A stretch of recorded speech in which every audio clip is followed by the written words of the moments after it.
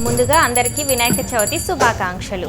వర్ష ఋతువులో వచ్చే భాద్రపద మాసంలో ఎటు చూసినా పచ్చదనమే కనిపిస్తుంది. ఇదే మాసంలో విఘ్నాధిపతి అయిన వినాయకుణ్ణి కొలుచుకుంటాము. అదే వినాయక చవితి. వినాయక చవితి సాంప్రదాయం యావత్తు ప్రకృతికి అనుగుణంగా సాగుతుంది. నదులలో వాగులలో దొరికే ఒండ్రు మట్టితో ఆ స్వామి ప్రతిమను రూపొందిస్తాము. ఏకవిశాంతి పత్రి పూజ పేరుతో 21 రకాల ఆకులతో గణనాథుణ్ణి పూజిస్తాము.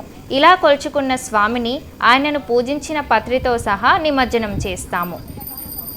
స్వామివారి ముందు కూర్చొని కుంకుమ పూజ కూడా చేస్తే చాలా మంచిదని చెప్తారు. శంభుని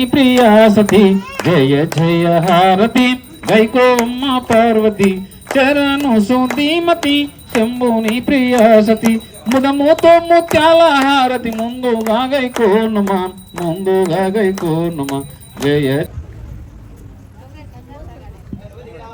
అంతేకాదు ప్రకృతిపరమైన అంశాలతో పాటు ఇందులో సామాజిక అంశాలు కూడా ఉంటాయి. ఎవరికి వారే యమునా తీరి అన్న తీరుగా మారిన ఈ ఆధునిక ఉరుకుల పరుగుల జీవితంలో వాడవాడలా వినాయక చవితి విగ్రహాలు వెలిసిన తర్వాత ఇరుగు పొరుగు కలిసి కోలాహలంగా ఈ వేడుకను జరుపుకోవడం, అలాగే సాంస్కృతిక కార్యక్రమాల పేరుతో పిల్లలు పెద్దలు కలిసి ఆనందంగా గడపడం మనం చూస్తాము.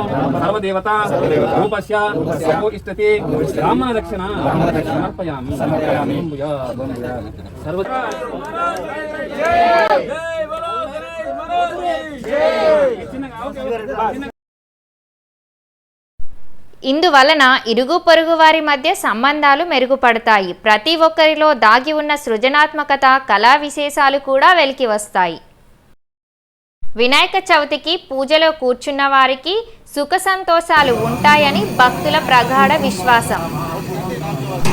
అయితే వినాయక చవితి పండగ అందరూ ఎంతో వైభవంగా చేసుకుంటాం కదా.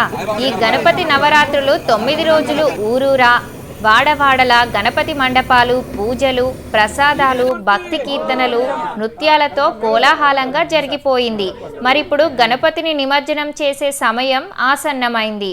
ఒకంత దిగులతోనైనా గణపతికి వీడ్కోలు చెప్పి నిమజ్జనం చేయక తప్పదు కదా.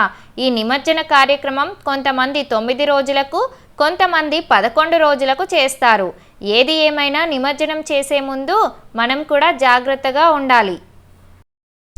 జై బోలో గణేష్ మహారాజ్ కి జై. గణపతి బప్పా మోరియా.